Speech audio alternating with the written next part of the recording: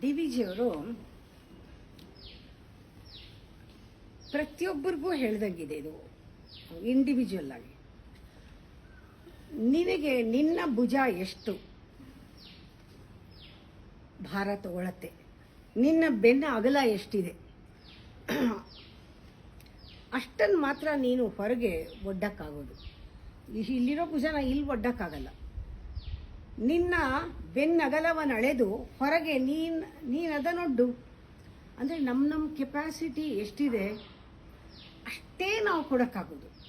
ಅದರಿಂದ ಚೆನ್ನಾಗಿ ಗೊತ್ತಾಗ್ಬಿಡುತ್ತೆ ನಾವು ಯಾರ ಜೊತೆನೂ ಕಂಪೇರ್ ಮಾಡ್ಕೊಳ್ಳೋ ಹಾಗೆ ಇಲ್ಲ ಅಂತ. ಇದೊಂದು ಭಾಳ ದೊಡ್ಡ ವಿವೇಕ. ನಾವು ಬೇರೆಯವ್ರ ಜೊತೆ ಹೋಲಿಸ್ಕೊಂಡು ನೋಡಿಕೊಂಡ್ರೆ ಅಯ್ಯೋ ಅವ್ರು ಮಾಡಿದ್ರು ನಾವು ಆಗಲ್ಲ, ಮಾಡೋಕ್ಕಾಗಲ್ಲ, ನಮಗೆ ಮಾಡೋಕ್ಕಾಗತ್ತೆ ಅಷ್ಟೇನೇನೆ. ಬೆನ್ನಗಲವನ್ನು ಅಳೆದು ಹೊರಗೆ ನೀನು ಅದನ್ನೊಡ್ಡು. ಇದು ಆಗಲ್ಲ ಅನ್ಬಿಡ. ಏನು ಆಗಬೇಕಾ ವಿಧಿಗೆ ಬೇಕಾದರೆ ಉಳಿದದ್ದನ್ನು ನೋಡ್ಕೊಳ್ಳುತ್ತೆ ವಿಧಿ, ಬಿಡು. ವಿಧಿ ಅಂದಾಗ ನಾವು ಒಂದು ನಿಯಮ, ಎಲ್ಲವನ್ನೂ ಆಳ್ತಾ ಇರುವಂತಹ ಒಂದು ಶಕ್ತಿ. ವಿಧಿ ಅಂದರೆ ಅದು ಮನಸ್ಸಿಗೆ ಬರಬೇಕು. ಎಲ್ಲವನ್ನೂ ಆಳ್ತಾ ಇರೋದಕ್ಕೆ ಗೊತ್ತಿಲ್ವಾ ನೋಡ್ಕೋಬೇಕು ಅಂತ, ಮಾಡಬೇಕು ಅಂತ. ವಿಧಿ ತಾನೇ ಕೊಡಲಿ, ಬಿಡು, ಬೇಕಾದರೆ ಮಾಡಲಿ. ನಿಂದೆಷ್ಟೋ ಅಷ್ಟು ಮಾಡು. ಬನ್ನ ಅಂದರೆ ಕಷ್ಟ ಅಂತ. ಬನ್ನ ನಿನಗೊದಗಲ ಆತ್ಮಕ್ಕೆ ಅಕಸ್ಮಾತ್ ಕಷ್ಟ ಆಯಿತು ಮಾಡೋಕ್ಕೆ. ನಿನ್ನ ಬೆನ್ನಷ್ಟು ನಿನ್ನ ಭಾರ ನೀನು ತಗೊಳ್ಳೋದು ನಿನಗೆ ಕಷ್ಟ ಆಗಬಹುದು, ಪರವಾಗಿಲ್ಲ. ಅದು ನಿನಗೆ ಒಂದು ರೀತಿಯ ಶಿಕ್ಷಣ. ಜೀವನದಲ್ಲಿ ಒಂದು ಕಲಿತಾ ಹೋಗೋದು, ಇನ್ನೊಂದು ನಮ್ಮ ಮಿತಿಯನ್ನು ತಿಳ್ಕೊಳ್ಳೋದು, ಇನ್ನೊಂದು ಬೇರೆಯವ್ರನ್ನ ಹೋಲಿಸ್ಕೊಳ್ಳದೆ ಇರೋದು. ಇದನ್ನು ಪದೇ ಪದೇ ಹೇಳ್ತಾರೆ. ಇದು ಮರ್ಯಾದೆಯಿಂದ ನಾವು ಒಂದು ಒಪ್ಪಂದ, ಈ ಪ್ರೋಸೆಸ್ ಏನಿದೆ ಅದೇ ನಿಜವಾದ ಆತ್ಮ ಶಿಕ್ಷಣ. ಮರ್ಯಾದೆಯಿಂದ ಒಪ್ಕೊಳ್ಳೋದು ಅಂತಾರೆ. ಮಾನ್ಯದೊಪ್ಪಂ ಒಪ್ಪಂದವಿದು. ಮರ್ಯಾದೆಯಿಂದ ಒಪ್ಕೊಳ್ಳೋದು ಅಂತಾರೆ, ಮಾನ್ಯದ ಒಪ್ಪಂದವಿದು. ಎಷ್ಟು ಆಡ್ ಭಾಷೆ ಅಂದರೆ ಇದು ನನಗೆ ಪಕ್ಕದಲ್ಲಿ ಕೂತ್ಕೊಂಡು ಹೇಳ್ದಂಗಿದೆ. ಬೆನ್ನಿನಗಲವನಳೆದು ಹೊರಗೆ ನೀನದನೊಡು ಒಡ್ಡು. ಬೆನ್ನಿನಗಲವನಳೆದು ಹೊರಗೆ ನೀನದನೊಡ್ಡು. ಇಷ್ಟೇ ನನ್ನ ಕೈಲಾಗೋದು. ಓಕೆ, ಅದನ್ನಾದರೂ ಪೂರ್ತಿ ಮಾಡು. ತನ್ನದೆನುವನು ವಿಧಿ ತಾನೇ ಕೊಡಲಿ, ಬಿಡು. ಬನ್ನ ಒದಗಲು, ಬನ್ನ ಅಂದರೆ ಕಷ್ಟ, ಒದಗಲು ಇದು ಆತ್ಮ ಶಿಕ್ಷಣವೆಂದು ಮಾನ್ಯದೊಪ್ಪಂದವಿದು ಮಕ್ಕುದಿಮ್ಮ.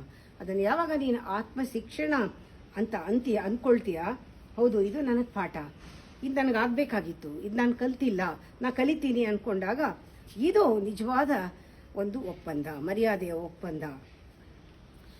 ಇಲ್ಲದೇ ಇದ್ರೆ ನಾವೇನು ಮಾಡ್ತೀವಿ, ನಮ್ಮ ಕೈಲಿ ಅವಾಗ ಆಗಲ್ಲ.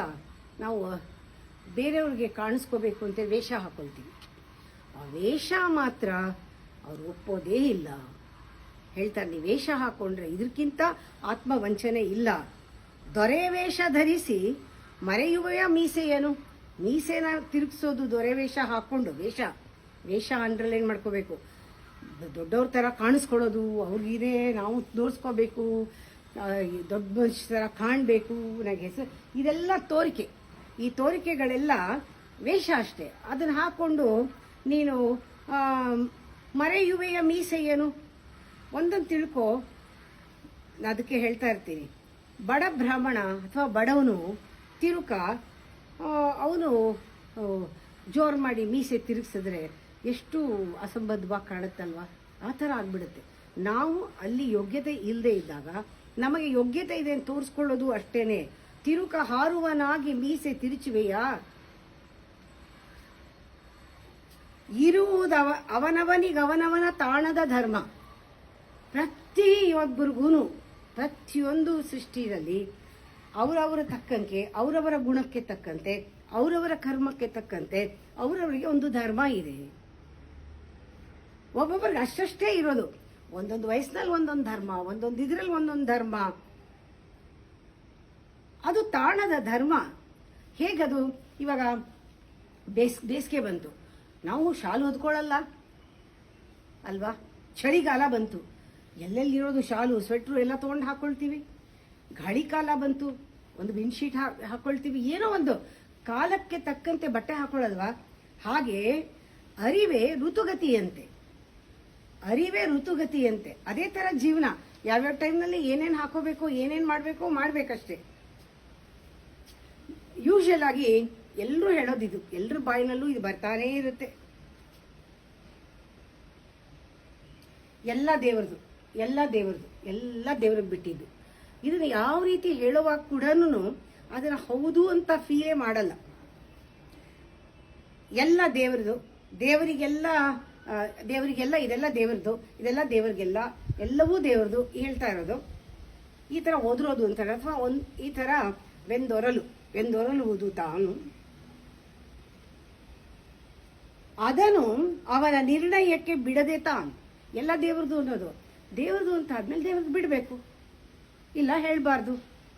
ಇದನ್ನು ಯಾರೋ ಮೂರನೇವ್ರು ಹೇಳೋದಲ್ಲ, ನಾವೇ ಅನ್ಕೋಬೇಕು. ದೇವ್ರಿಗೆ ಬಿಟ್ಬಿಟ್ಟ ಮೇಲೆ, ನಾನು ಎಷ್ಟೋ ಸತಿ ಗುರುಗಳಿಗೆ ಬಿಟ್ಬಿಟ್ಟ ಮೇಲೆ, ದೇವ್ರಿಗೆ ಬಿಟ್ಬಿಟ್ಟ ಮೇಲೆ, ಅದಾದ್ಮೇಲೆ ಒಂದು ಚಿಂತೆ ನಿನಗೆ ಬಂದರೂ ಕೂಡ ನೀನು ಬಿಟ್ಟಿಲ್ಲ ಅಂತ. ನೀ ಬಿಡೋದು ಯಾಕೆ? ಬಿಟ್ಟ ತಕ್ಷಣ ನಿನಗೆ ಅದಕ್ಕೆ ಸಂಬಂಧ ಇಲ್ಲ. ಬಿಟ್ಟಿದೀಯಲ್ಲ, ಬಿಟ್ಬಿಡು, ಸುಮ್ಮನಿರು, ಎಲ್ಲ ಆಗುತ್ತೆ. ಬಿಟ್ಟಿದ್ದೀನಿ, ಇನ್ನೂ ನೋಡ್ಕೊಂಡಿಲ್ಲ, ನಾ ಒಪ್ಸಿದ್ದೀನಿ, ಇನ್ನೂ ಮಾಡಿಲ್ಲ, ದೇವ್ರಿಗೆ ಬಿಟ್ಟಿದ್ದೆ, ಇನ್ನೂ ಮಾಡಿಲ್ಲ, ಬಿಟ್ಟಿದ್ದೀನಿ, ಬಿಟ್ಟಿಲ್ಲ. ನಿರ್ಣಯಕ್ಕೆ ಬಿಡದೆ ತಾನ್ ಧಾವಂತ ಬಡುತ್ತಾ ತನ್ನಿಚ್ಛೆಯನ್ನೇ ಘೋಷಿಸುವ. ಬಿಟ್ಟಿದ್ದೀನಿ, ಅದು ಈ ಥರ ಆಗ್ತಾ ಹೀಗೆ ಥರ ಮಾಡ್ಕೊಡ್ತಾನ ಅವನು, ಎಲ್ಲ ಬಿಟ್ಟಿದ್ದೀನಿ ಅವನಿಗೆ, ಆದರೂ ದೇವ್ರ ಕಣ್ಣು ಬಿಟ್ಟು ಇದನ್ನ ಮಾಡ್ತಾನ, ನನಗೆ ಮಾಡ್ಕೊಡ್ತಾನ, ಅದು ಮಾಡ್ತಾನ, ಇದು ಮಾಡ್ತಾನ ಅಂತ ಯಾವಾಗಲೂ ಶಂಕೆ ಪಡ್ತಾನೆ ಇರೋದು, ಧಾವಂತ ಪಡ್ತಾನೆ ಇರೋದು. ಇದನ್ನ ಭಕ್ತಿ ಅಂತಾರ? ಈ ಭಾವವೆಂತಹ ಭಕ್ತಿ? ದೇವರದಿದೆಲ್ಲ ದೇವರಿಗೆಲ್ಲ ವೆಂದೊರಲುತ್ತಾಂ, ಅದು ಅವನ ನಿರ್ಣಯಕ್ಕೆ ಬಿಡದೆ ತಾಂ ಧಾವಂತ ಬಡುತ್ತ ತನ್ನಿಚ್ಛೆಯನ್ನೇ ಘೋಷಿಸುವ ಭಾವವೆಂತಹ ಭಕುತಿ ಮಂಕುತಿಮ್ಮ. ಇಂಥ ಭಾವನ ಭಕ್ತಿ ಅಂತಾರ? ವೇಷ ಹಾಕೊಳ್ಳೋದು, ಮೀಸೆ ತಿರ್ಗಿಸೋದು, ಅಲ್ಲಿ ಏನಿರಲ್ಲ. ನಮ್ಮ ಒಂದು ಧರ್ಮನ ನಾವು ತಿಳ್ಕೊಂಡಿಲ್ಲ, ಋತುಗೆ ತಕ್ಕಂತೆ ನಾವು ವರ್ತನೆ ಮಾಡ್ತಾ ಇಲ್ಲ, ಧಾವಂತ ಪಟ್ಕೊಳ್ತೀವಿ, ಎಲ್ಲ ದೇವ್ರ ಮೇಲೆ ಬಿಟ್ಟಿದ್ದೀವಿ ಅಂತ ಯಾವುದೂ ಬಿಟ್ಟಿಲ್ಲ. ಸರಿಯಾಗಿಲ್ಲ ಇದು, ಅದು ಸರಿಯಾಗಿಲ್ಲ, ಇದು ಸರಿಯಾಗಲ್ಲ ಅಂತ ಅಂದ್ಕೊಳ್ತಾ ಇರೋದು. ಯಾವಾಗ್ಲೂ ಯಾವುದನ್ನು ಕೆಲವರು ಸುಲಭವಾಗಿ ಒಪ್ಪಲ್ಲ. ಒಪ್ಪಿದ್ರೂ ಬೇರೆಯವ್ರಿಗೋಸ್ಕರ ಒಪ್ತಾರೆ. ಬೇರೆಯವ್ರಿಗೋಸ್ಕರ ಒಪ್ಪಿದ್ರೂ ಕೂಡ ಒಳಗಡೆ ಕೊರಗ್ತಾ ಇರ್ತಾರೆ, ಅಯ್ಯೋ ಹೀಗಾಗಬಾರ್ದು ಅಂತ. ಇದನ್ನ ನಾವು ಅದರಲ್ಲಿ ಯಾವ ಸ್ಥಿತಿಲಿ ಇದೀವಿ ನೋಡ್ಕೋಬೇಕು. ಸರಿಯಾಗಲಿಲ್ಲವದು, ಸರಿ ಇದಲ್ಲವೆನುತ, ಸರಿಯಾಗ್ಲಿಲ್ಲ ಅದು, ಇದು ಸರಿ ಇಲ್ಲ, ಹರಡಿಕೊಳ್ಳಬೇಡ ಮುಳ್ಳನು ಹಾಸಿಗೆ ಎಲಿ. ಇದು ಹಾಸಿಗೆನಲ್ಲಿ ಮುಳ್ಳು ಹಾಕೊಂಡು ಮಲಗ್ದಂಗೆ. ಯಾವಾಗಲೂ ರಿಯಾಕ್ಷನ್, ಯಾವಾಗಲೂ ನಾನ್ ರೆಸಿಸ್ಟೆನ್ಸ್, ಯಾವಾಗಲೂ ನಾನ್ ಆಕ್ಸೆಪ್ಟೆನ್ಸ್, ಯಾವಾಗ್ಲೂ ಕಾನ್ಫ್ಲಿಕ್ಟ್, ಯಾವಾಗಲೂ ಏನೋ ಒಂದು ಸರಿಯಾಗ್ಲಿಲ್ಲ ಅದು, ಹೀಗಾಗ್ಬೇಕಾಗಿತ್ತು, ಹಾಗಾಗ್ಬಾರ್ದಾಗಿತ್ತು ಅಂತ. ಸರಿ ಇದಲ್ಲ ಸರಿ, ಅದ್ ಸರಿ, ಇದ್ಯಾಕಾಯ್ತು, ಈ ತರ ಹರಡ್ಕೊಳ್ತಾ ಹೋಗ್ಬೇಡ ಮುಳ್ಳನ ಹಾಸಿಗೆನಲ್ಲಿ. ಒಂದ್ ಸ್ವಲ್ಪ ಕೆಟ್ಟದಾದ್ರೆ, ಕಡಿಮೆ ಆದ್ರೆ ಏನೀಗ ಓಕೆ, ಸ್ವಲ್ಪ ಜಾಸ್ತಿನೂ ಆದ್ರೆ ಅದು ಓಕೆ. ಕೊರೆಯಾದೊಡೇನ್ ಒಂದು, ನೆರೆದೊಡೇನ್ ಇನ್ನೊಂದು. ಒಂದು ಕಡಿಮೆ ಆದ್ರೇನು, ನೆರೆ ಅಂದ್ರೆ ಉಕ್ಕು ಬಂದು ಜಾಸ್ತಿ ಆದ್ರೇನು. ಅದಕ್ಕೆ ಒರಟು ಕೆಲಸವೋ ಬದುಕು ಮಂಕುತಿಮ್ಮ. ಬದುಕಿನ ಕೆಲಸನೇ ಹಾಗೆ, ಈ ಕಡೆ ಜಾಸ್ತಿ ಆಗ್ಬಾರ್ದು, ಈ ಕಡೆ ಕಮ್ಮಿ ಆಗ್ಬಾರ್ದು, ಈ ತರ ಆಗ್ಲಿಲ್ಲ ಅನ್ಬಾರ್ದು, ಹಾಗೆ ಆಗ್ಬೇಕು ಅಂತ ಕೇಳ್ಕೋಬಾರ್ದು. ನಾವೇ ಮಾಡ್ಬೇಕು, ದೇವ್ರಿಗೆ ಬಿಡಬಾರ್ದು. ಬರೀ ನಾವು ಮಾಡಕ್ಕೆ ಆಗಲ್ಲ, ದೇವ್ರಿಗೆ ಬಿಡಬೇಕು. ಎಲ್ಲಾ ಥರನೂ ಎಷ್ಟು ಚೆನ್ನಾಗಿ ನಮ್ಮ ಮನಸ್ಸಿನ ಆಟ, ನಾವು ಮಾಡೋದು, ಇದಕ್ಕೆ ಮೀರಿದ್ದು ಎಲ್ಲ ಹೇಳ್ತಾ ಹೋಗ್ತಾರೆ. ಕೊನೆಯಲ್ಲಿ ಹೇಳ್ತಾರೆ, ನಮಗೆ ಬೇಜಾರಾಗಲ್ಲ ಇದನ್ನ ಕೇಳಿದ್ರೆ, ನೀನೇನು ಅಷ್ಟ ದಿಗ್ಗಜವೇ ನೀನು ಅಲ್ಲ ಅಲ್ವಾ, ಆದಿಶೇಷನ ನೀನು ಅಲ್ಲ ಅಲ್ವಾ, ಕಷ್ಟ ಭಾರವಿದೆಂದು ನಿಟ್ಟಿಸಲು ಬಿಡ್ತಾ ಇದೆಯಲ್ಲ, ನಿನ್ಗ್ಯಾರು ಹೊತ್ಕೊಂತ ಹೇಳಿದ್ದಾರೆ, ನಿನ್ಗ್ಯಾರು ಜವಾಬ್ದಾರಿ ಕೊಟ್ರು, ಅಷ್ಟು ಗಜದ ಭಾರ ಯಾಕೆ ಹೊತ್ಕೊಳ್ತಾ ಇದೀಯ, ಯಾರು ಕೊಟ್ಟಿಲ್ಲ, ನೀನ್ ಮಾಡ್ಬೇಕು ಅಂತ ಯಾರು ಹೇಳಿಲ್ಲ, ನಿನ್ನಿಂದ ಏನೂ ಆಗ್ಬೇಕಾಗಿಲ್ಲ. ನಿನ್ ಪಾಡ ನೀ ಆರಾಮಾಗಿರಕ್ಕೆ ಇಲ್ಲಿರೋದು. ನೀ ಎಲ್ಲ ಹಚ್ಕೋಬೇಡ, ನೀನ್ ಆದಿಶೇಷನ ಇಲ್ಲ. ಕಷ್ಟ ಭಾರವಿದೆಂದು ನಿಟ್ಟಿಸುರ ಬಿಡುವೆ, ನಿಷ್ಠೂರದ ಕನಿಕರ ಜಗಕ್ಕೆ ಬೇಕಿಲ್ಲ. ಅವಶ್ಯಕತೆ ಇಲ್ಲದೆ ನಾವು ಧರ್ಮ ಅವಶ್ಯಕತೆ ಇಲ್ಲದೆ ಹೇಳೋದು, ಅದಕ್ಕೆ ಧರ್ಮ ನಿಷ್ಠೂರ ಅಂತ ಹೇಳ್ತಾರೆ. ಅವಶ್ಯಕತೆ ಇಲ್ಲದೆ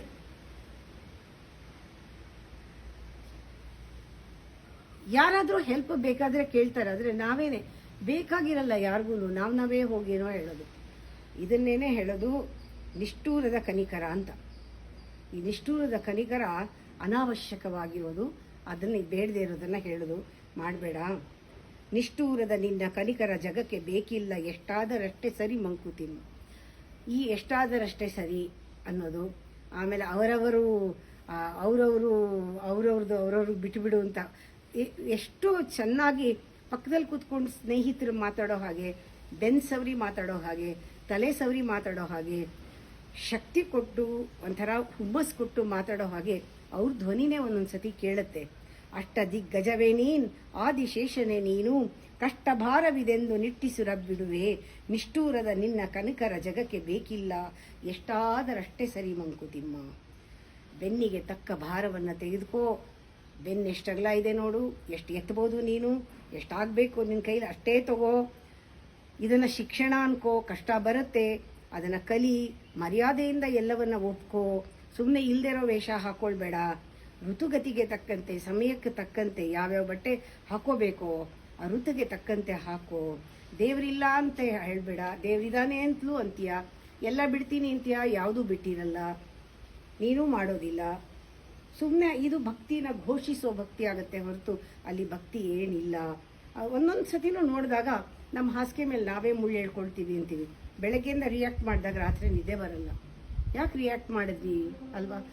ಏನಿದೆಯೋ ಅಷ್ಟೇ ಅಂತ ಬಿಟ್ಟಾಗ ನಮ್ಮಿಂದೇನು ಆಗಬೇಕಾಗಿಲ್ಲ, ಎಷ್ಟಾಗಬೇಕೋ ಅಷ್ಟನ್ನೇ ಮಾಡೋಣ, ಸುಖವಾಗಿರೋಣ, ಎಲ್ಲರಿಗೂ ಸುಖವಾಗಿರೋಣ, ಯಾರ ತಂಟೆಗೂ ಹೋಗೋದು ಬೇಡ, ಯಾರಿಗೂ ಏನು ಹೇಳೋದು ಬೇಡ ಅಂತ ಒಂದಿನ ಕಳೀರಿ, ರಾತ್ರಿ ಒಳ್ಳೆ ನಿದ್ದೆ ಬರುತ್ತೆ, ಮಧ್ಯ ಹೇಳಲ್ಲ.